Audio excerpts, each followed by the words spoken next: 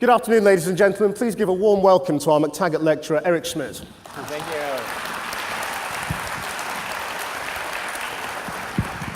Now, last night, Eric delivered a fantastic MacTaggart lecture with plenty to think about. He said he was our friend, not our foe. He celebrated the internet as a force for good, but he criticised Britain's ability to scale its own innovations. The bogeyman in his speech was the regulator, perhaps, and he attacked the education culture in this country, which he said poses boffins against lovies and fails to teach computer science to every child at school. And Eric, that line perhaps is the one that most captured the imagination of the old media, the print media, this morning, clearly. Have you spoken to the government about your ideas, and are they receptive? Well, it's interesting that Ed Vaizey called this morning to ask for support for a new bill. I think it's called the Next Gen bill. And apparently in Britain, the government's pretty heavily involved, the national government's fairly heavily involved in education. And they're trying to change the way the baccalaureate works to include art and computer science as part of the normal baccalaureate, and in fact to require the teaching of computer science. So those are two of the things that I talked about that are apparently in a bill pending in your government. I wanted to say, by the way, if you want to join in the discussion, if you use the hashtag Pentland, I'll try and use as many of your tweets as possible. Asher Tuller already started last night asking, he's one of our comedy greats in this country, who asked if you put Google into Google, will it break the internet? That's an example of a computer science concept called recursion, and the answer is no. Okay. In terms of the actual cost of this education culture deficit, how does it manifest itself for Google? I mean, are you having to import talent to Google in the UK because you're not finding it here? We do, and in fact, the good news is lots of people from the rest of Europe would prefer to actually live and work in London. So we are actually, because we're a draw from a recruiting perspective, people are willing to come.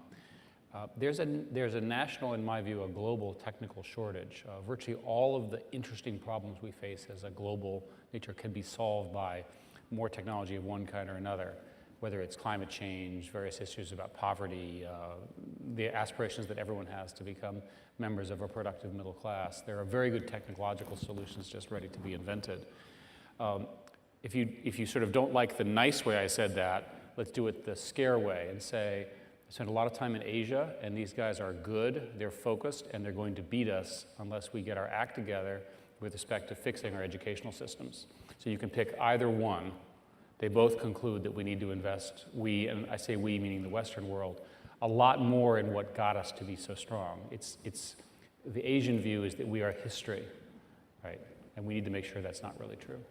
I suppose investing in education would be a lot easier for the British government if Google paid full corporation tax on its UK revenues, instead of being based in Ireland. Yes, a very good question.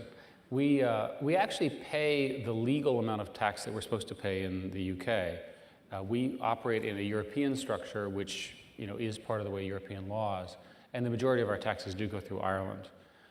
On the other hand, we also, think about it, we hire more than 1,000 people here. We provide lots and lots of revenue opportunities. We have very large partners. On the order of £6 billion goes in and out of Google every year, providing a pretty significant advertising source of revenue for sort of British entrepreneurs. So it's true that we could pay more tax, but we would have to do so voluntarily. Yeah, well, but hasn't the culture changed? I mean, nobody blames you for using the law to your advantage, I suppose. No, it's called paying the legally minimum amount of taxes. Yes, but we're in an era now where Warren Buffett says the rich should pay more tax. In an era where Google becomes a much bigger player in the United Kingdom, is there an argument for Google to move its business to Britain and pay British taxes? Well, indeed, our business is partly run out of here.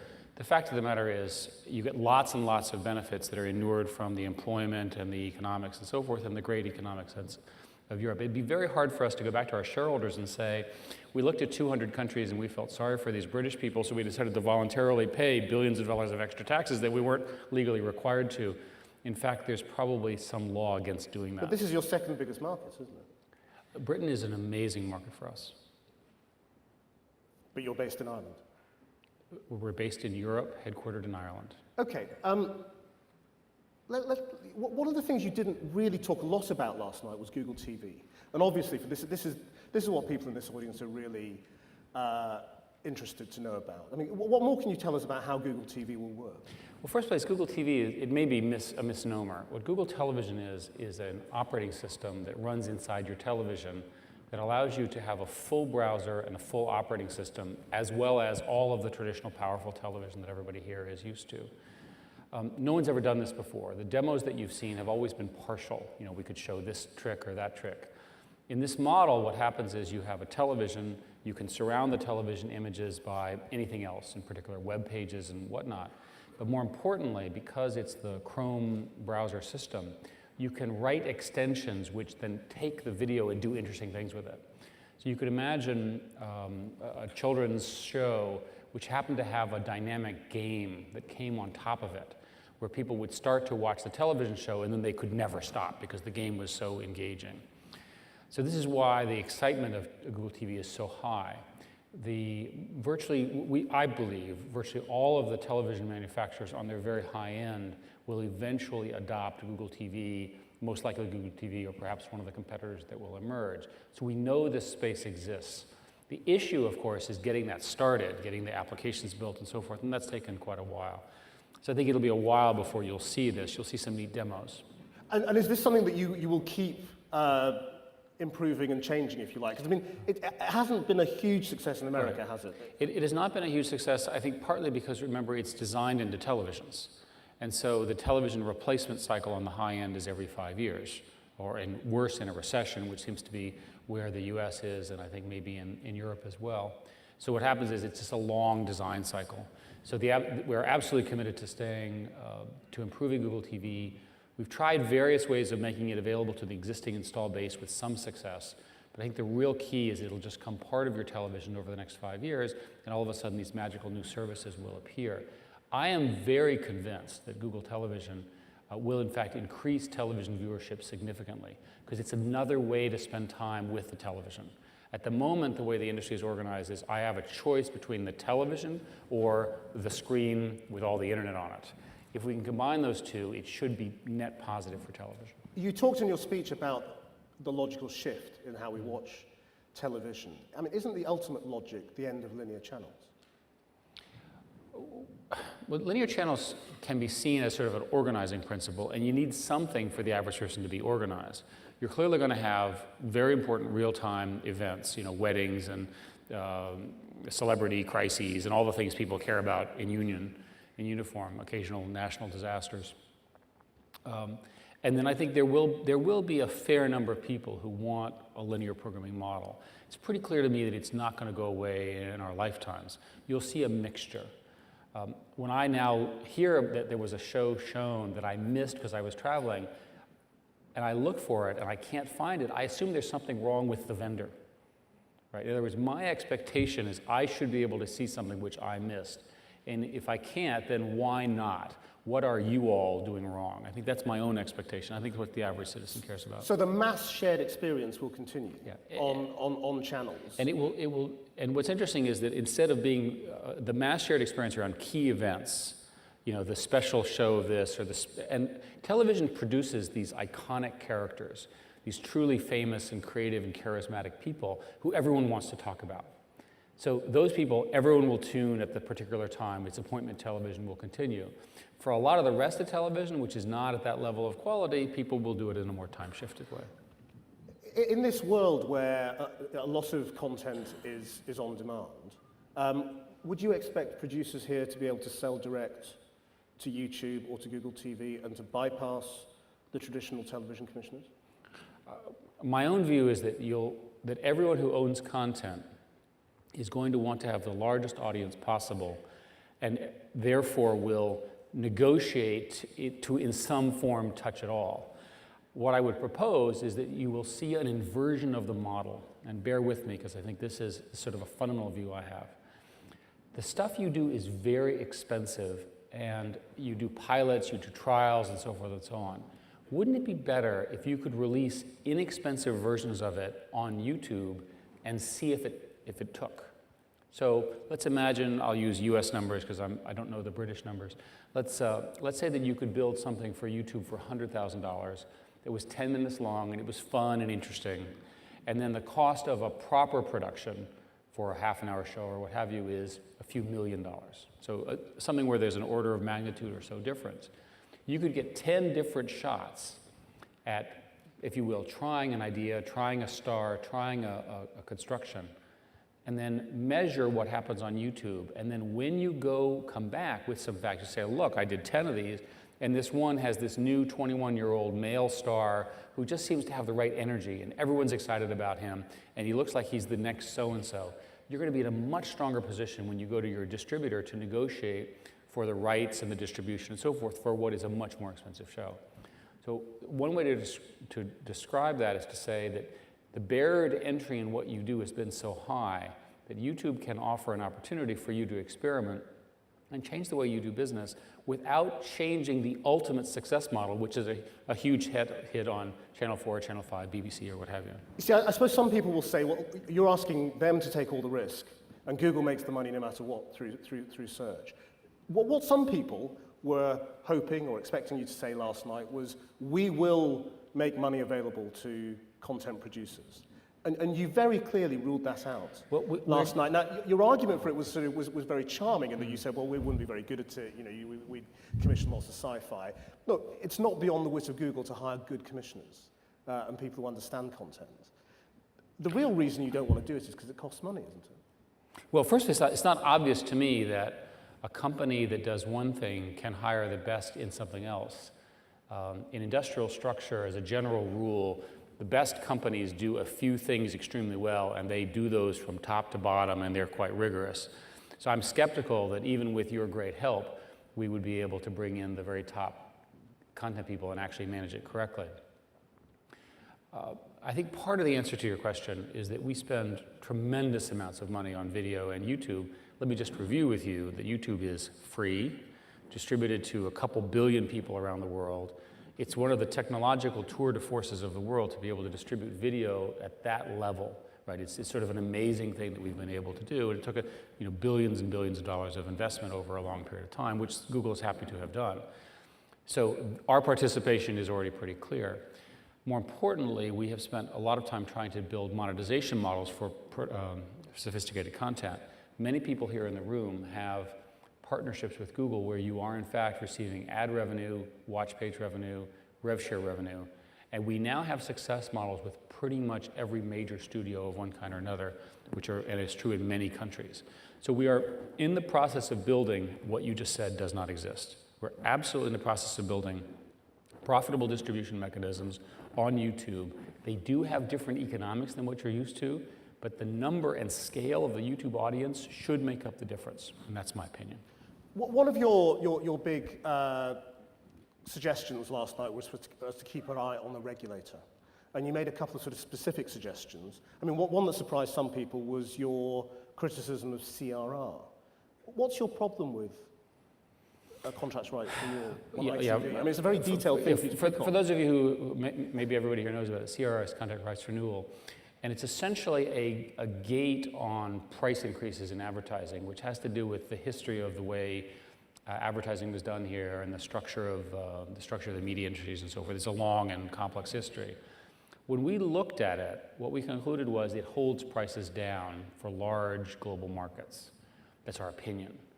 And whenever I see regulation that's price regulation in advertising, I wonder who is the victim. Right? Now, obviously, people would like lower prices, but in fact, higher prices produce more money, which produce more investment, which produce more choices, and so forth.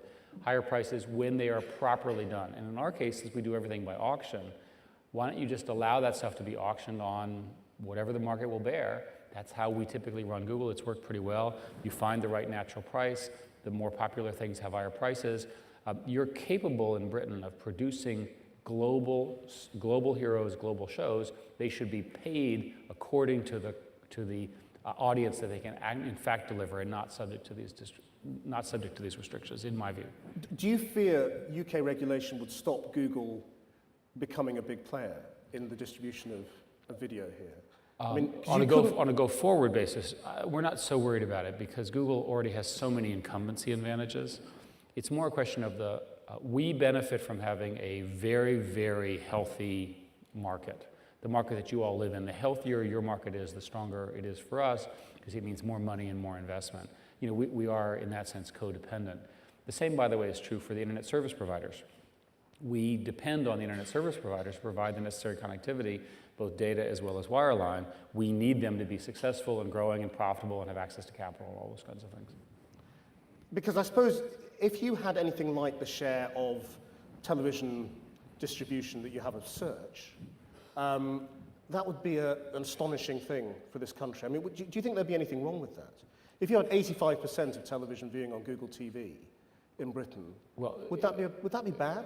It strikes me as it's a highly improbable scenario for many reasons. Television is one of the most regulated markets in the world. Governments regulate, it's true in every country, they regulate it for all sorts of reasons, social reasons, political reasons. In places that are not democracies, there's other reasons why they regulate the television, as everybody knows. So I think the odds of anybody getting anywhere close to those kinds of market shares are very, very low.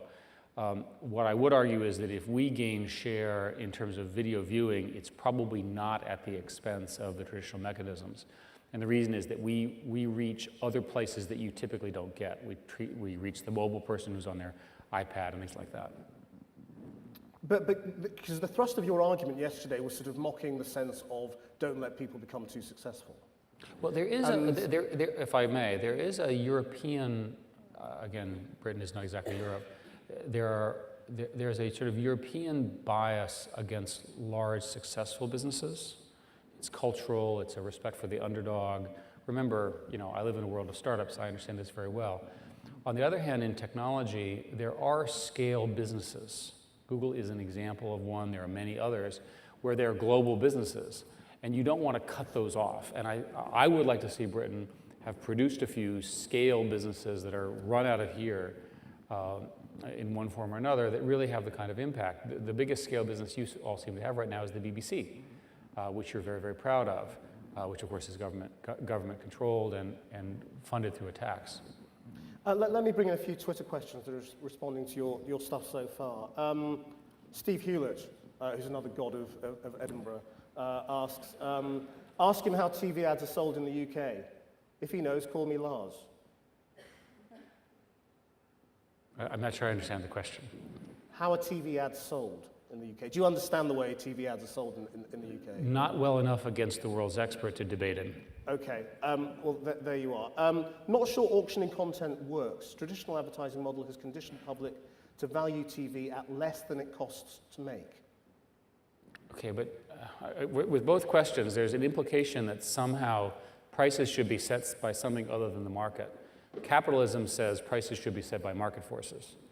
The best mechanism that we know to set, and this is a response to Steve as well, the best mechanism that we know is a second price auction, where you essentially have people do open bids and then you produce the best price. Google is the world leader in that. All of the other sales models for ads, including the ones that are the way it's done in Britain, are fundamentally negotiated. And negotiated deals are not going to be as efficient from an economic perspective than the kinds of open auctions that Google runs. And that's just a mathematical fact. Catherine Rushton asked, could Eric expand on why Google is paying $12.5 billion for Motorola Mobility? Are patents key to the future? We issued, about a week ago, we issued a press release, blog post written by Larry, our CEO, talking a little bit about what we were up to. A little bit of the background. Android is doing extremely well. It looks like it's going to be the #1 player in mobile phones worldwide for a long time. This is, my Android phone. And so we have lots of partnerships, so forth and so on. We are purchasing Motorola for a number of reasons. One, we like their products, and we think it's useful to be able to have some products that are hardware products, sort of move the ball forward. We've made a commitment, by the way, to keep it and run it separately. That is, not merge the brand. It remains Motorola, it'll be run completely separately. And then another reason is that Motorola has a large number of patents in the area. And unfortunately, there has emerged a complex and subtle set of patent wars over the future of mobile computing, and we did not want to be disadvantaged. That's probably all I should say. The way in the US, the way the laws work is we have a period of time when the government reviews these things. Most assumptions is that this will take sort of 6 months. We're not really allowed to talk too much about the merger until, in fact, it's complete, which would be in about 6 months. Can we talk about social media for a while? I mean, last night you admitted again that Google was slow on social media. Why was that? Why didn't you get it as an organization? Well, I think the defensive answer would be to say we got a lot of other things right. You know, when I look back at my decade as CEO, there are many, many things I'm very proud of. In the area of social media, we knew up front 10 years ago that the internet lacked essentially an accurate identity service. And I'm not here, by the way, talking about Facebook, so the media gets confused when I talk about this. So if you think about it, the internet would be better if we had an accurate notion that you were a real person as opposed to a dog or a fake person or a spammer or what have you. And the notion of strong identity was never invented in the internet. Many people worked on it. I worked on it as a scientist, 20 years ago, and it's a hard problem. So if we knew that it was a real person, then we could sort of hold them accountable, we could check them, we could give them things, we could bill them, we could have credit cards and so forth and so on. There are all sorts of reasons.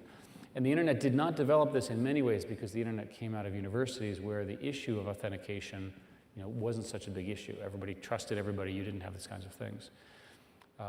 But my general rule is people have a lot of free time, and people on the internet, there are people who do really, really evil and wrong things on the internet, and it'd be useful if we had strong identity, we could sort of weed them out. I'm not suggesting eliminating them. What I'm suggesting is that if we knew that their identity was accurate, we could rank them. Think of them as an identity rank. Okay. So, we've had all those conversations at Google, but the real mechanism that helped this was the technology that was invented first by MySpace and then eventually by Facebook, where you could disambiguate names by looking at people. So if you have John Smith, they show you there's 5 John Smiths. Well, here's a John Smith, and then based on the pictures, you say, well, this is the John Smith who's my friend. And that's how identity is, in fact, managed in Facebook. And we were very, very slow to figure this out, in my view, and I'll take the criticism as the leader. So the solution, of course, that we've come up with is called Google+, which is in essentially early beta. It looks like it's doing very well so far. And it essentially provides an identity service with a link structure around your friends, similar to what I just described. When we've got that, we can improve our products. So for example, if you and I are friends, and with your permission, this is very important, we can have slightly better search results if I know a little bit about who you are. What about YouTube recommendations? We have this lean back model where we suggest YouTube videos that you should just watch one after the other. Well, if I know the ones that you like, and again, with your permission, I can merge that as a signal in and get a better result. So it's central for Google to have such a service, and that's what we're trying to do. One of the early controversies around Google Plus is you not allowing people to use nicknames. Andy Carvin, who's over from NPR actually, at the festival, is asking on Twitter, how does Google justify its real names-only policy on Google Plus when it could put some people at grave risk?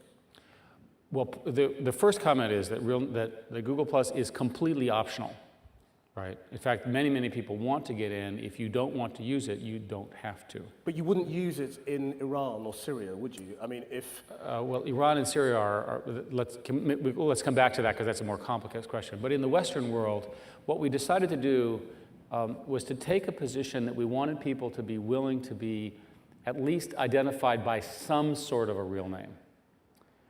And the reason had to do with this identity point I was making earlier.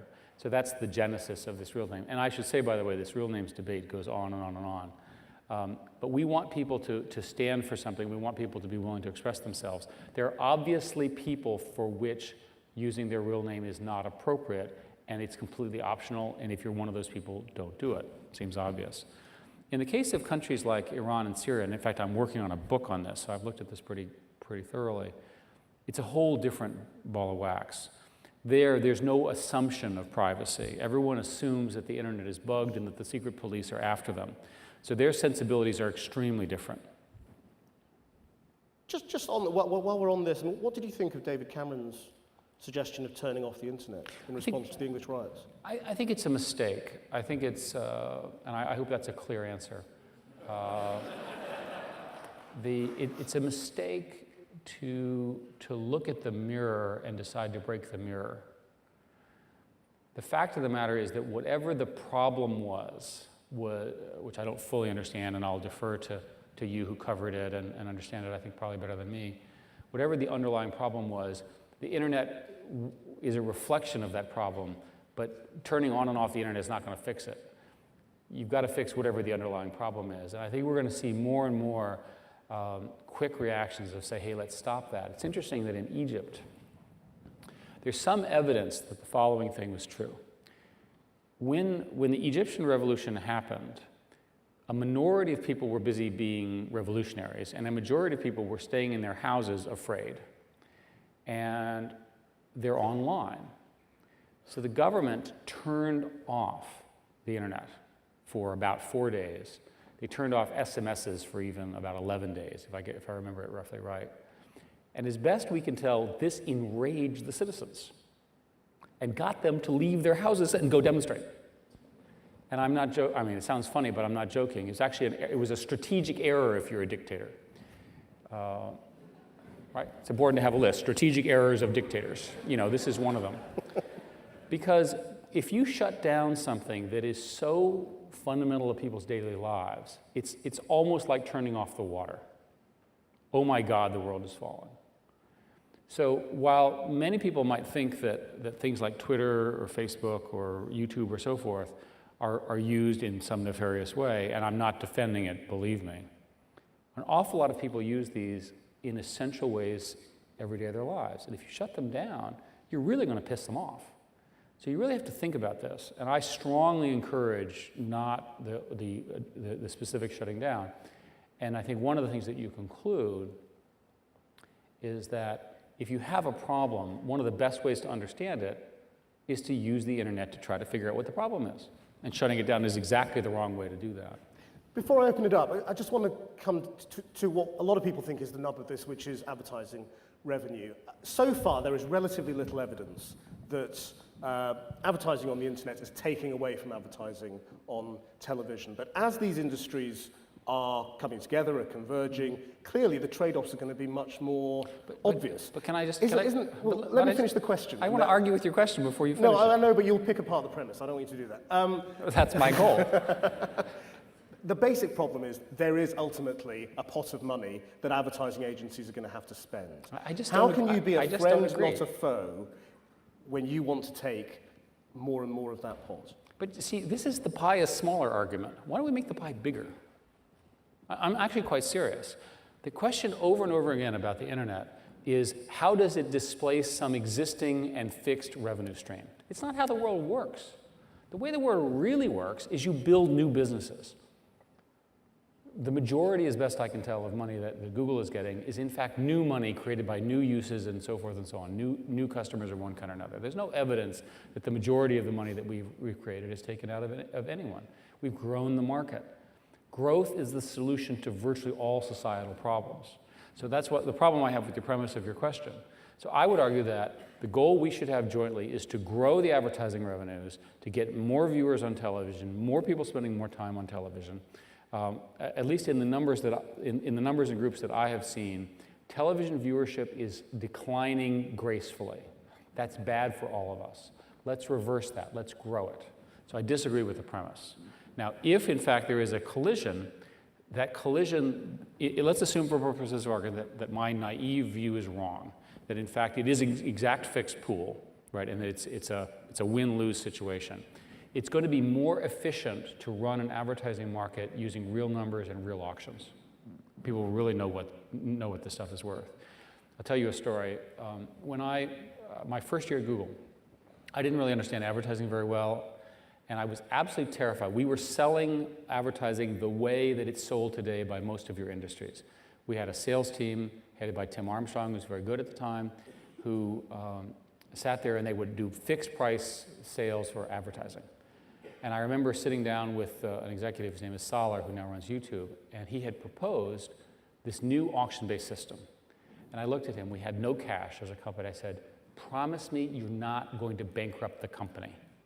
Promise me that when we run this auction, that the amount of money we're going to get is going to be kind of the same that Tim's team is able to get by these negotiated things. I was so worried, I put in place a cash restriction program where we would not even pay our bills for 2 months because I was afraid of going bankrupt. This is in my first few months as a CEO. We turned the system on, and because we were mispricing, we didn't realize how valuable our ads were. Our revenue tripled, and we quickly forgot our constraints. Every once in a while, an efficient market produces huge jumps in revenue, and the rest is history. And all these people went on to have great careers and have a big impact. And are you happy to share all the new data you're going to get on what people are watching online with the content creators? So we are subject to the privacy constrictions. We absolutely do, and as part of the agreements, we do that already. Even on search? Not on search. On watching, yes. Right. The search rules are different because search is so sensitive. We can't agree to sort of show snippets of searches to other parties. It's fundamentally regulated. Right. Okay. Can we get the lights up, and let's bring in the audience. Who'd like to kick off? Yeah, there's a hand up there. Microphone 4. The gentleman in the blue shirt, and then down here on the front row. Microphone 1.